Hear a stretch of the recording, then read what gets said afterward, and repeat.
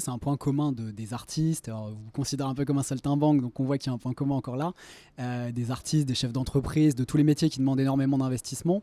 Même si moi j'ai le sentiment que, très immodestement, que les choses sont en train de changer. On est la génération qui a 18-20 ans aujourd'hui, mais un petit peu même les gens qui sont un peu plus âgés, qui ont 25-35 ans, ils sont dans une logique d'équilibre entre la vie professionnelle et personnelle.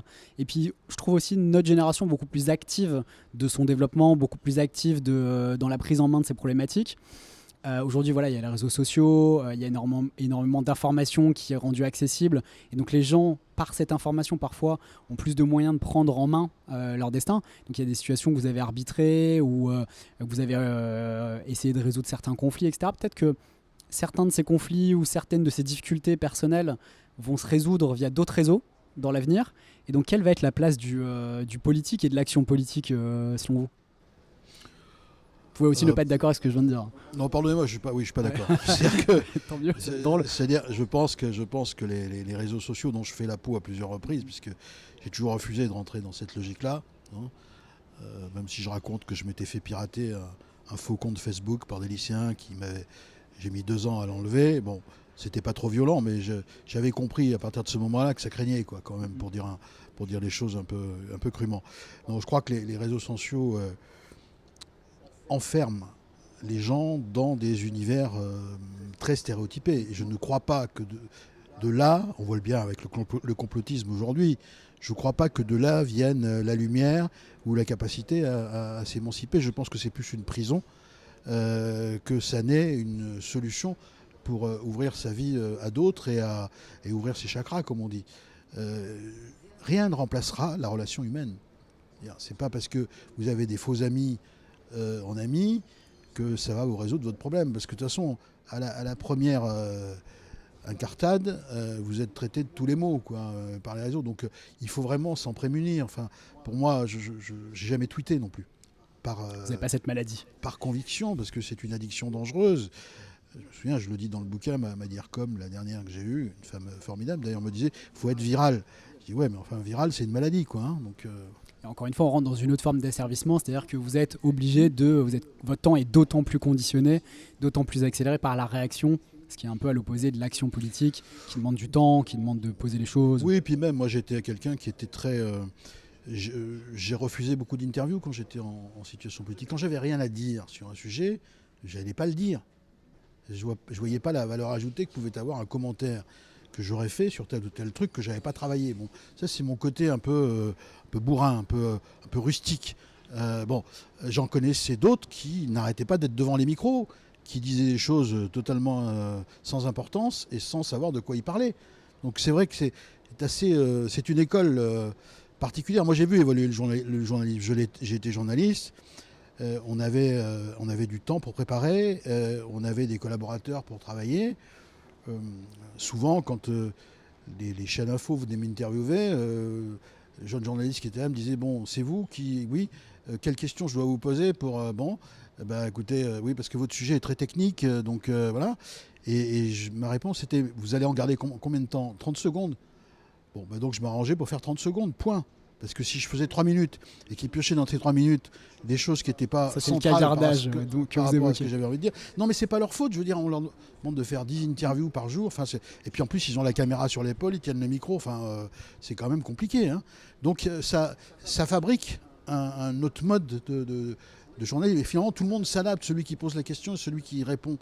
Mais elle est où la réalité dans tout ça d'une communication sincère? Est-ce que vous avez une idée du prochain challenge? Parce qu'avec tout ce que vous avez évoqué, on imagine plein de pistes qui pourraient être passionnantes. Vous avez une expérience à transmettre. Alors il y a le livre qui est là et qui fait cet exercice-là. Il y a le livre. Dire, voilà, il y a un premier rendez-vous. Parce que pourquoi faire paraître cette expérience-là, c'est juste parce que je considère qu'il y a un vrai danger pour la démocratie aujourd'hui. Je pense que quand on voit les taux d'abstention, quand on voit la mainmise des réseaux sociaux justement sur des informations bidons, sur le harcèlement, sur l'enivrement collectif, quand on voit le bashing permanent face aux femmes et aux hommes politiques, parce que et de la démocratie en général. on dit pique-pendre tout le temps. moi je trouve que moi ça me fout la trouille. C'est-à-dire, je me dis là, si on joue avec ça encore plus avant et plus longtemps, ça va être quoi la solution? La dictature? Parce que bon, moi je suis très favorable à la démocratie représentative. Je sais que d'autres sont plus favorables à une démocratie directe où on ferait un référendum tous les jours pour savoir comment on agit. Sauf que l'action publique, c'est souvent dans le temps long, comme l'action industrielle d'ailleurs. Et donc vous ne pouvez pas demander un avis aux gens pour prendre la décision immédiatement. Vous la prenez quelques fois plus tard. Et d'ailleurs, sans connaissance des sujets aussi. Parce que ce qui est un petit peu vicieux, moi je trouve, dans la démocratie directe, c'est l'avis de chacun sur des sujets techniques, d'avenir, où des personnes ont pris 6 mois, 1 an à poser la question, poser les enjeux, réfléchir. C'est un petit peu démagogique de dire ça aussi. La limite de la concertation, je la connais très bien. Quand vous portez des grands projets, vous avez une concertation obligée, et tant mieux, hein, vous associez les gens, vous cherchez du consensus, pas toujours, mais le dialogue est pas toujours tordu. Bon, il y a des gens qui n'ont juste pas envie que les choses se fassent, donc cela, quoi que vous puissiez faire en concertation, ils seront toujours contre. Mais d'autres font évoluer un projet parce qu'avec une intelligence partagée, on arrive à faire des choses meilleures. Et quand votre projet, vous le réalisez 5 ans ou 6 ans après, vous vous faites allumer par ceux qui sont là 6 ans après, qui sont pas du tout liés par les modalités de concertation qu'il y a eu 6 ans avant. Ceux-là ne sont plus là. Et donc comment on fait?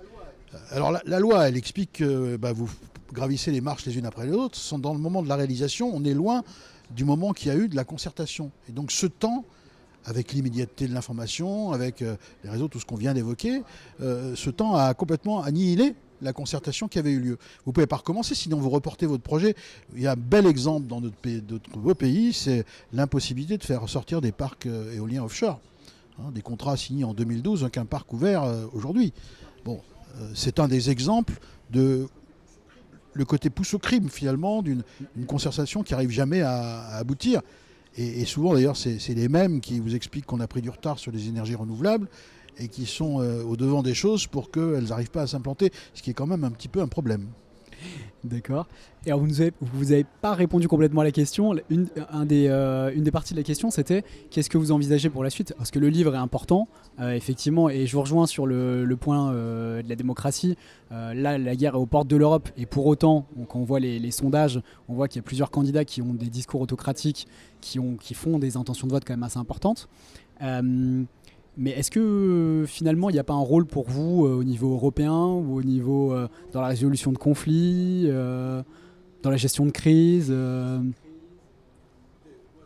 Écoutez, moi, effectivement, le défi de pouvoir expliquer les raisons et surtout intéresser les gens avec ce que j'ai produit en écriture, c'est déjà un challenge. Bon, il va être derrière moi bientôt, puisque ça y est, le livre paraît dans quelques jours. Après, j'ai beaucoup de travail à l'endroit où j'agis aujourd'hui, dont je ne peux pas parler, parce que j'ai un devoir de réserve, on est en période électorale, et donc j'ai une masse de boulot assez conséquente qui occupe mon temps.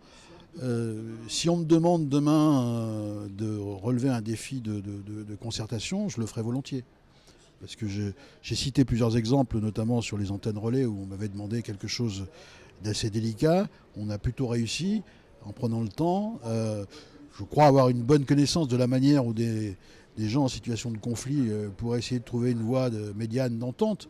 Donc je reste disponible, mais je ne fais pas de recherche sur Internet pour savoir si on a besoin de moi quelque part. J'en profite pour préciser que le passage sur les antennes relais est un très très bon exemple, effectivement, de concertation, de médiation, de comment on peut faire de la politique de qualité. Ouais, je prends du temps pour l'expliquer parce que j'étais assez content de la façon dont finalement on a abouti à une forme de consensus. Bon, ça n'a pas duré forcément longtemps, mais... En réussissant à faire sortir les gens des postures, ça c'était vraiment très intéressant. Oui, j'explique que chaque fois qu'on faisait un pas, c'était parce que j'avais l'unanimité. Que sans unanimité, j'avançais pas.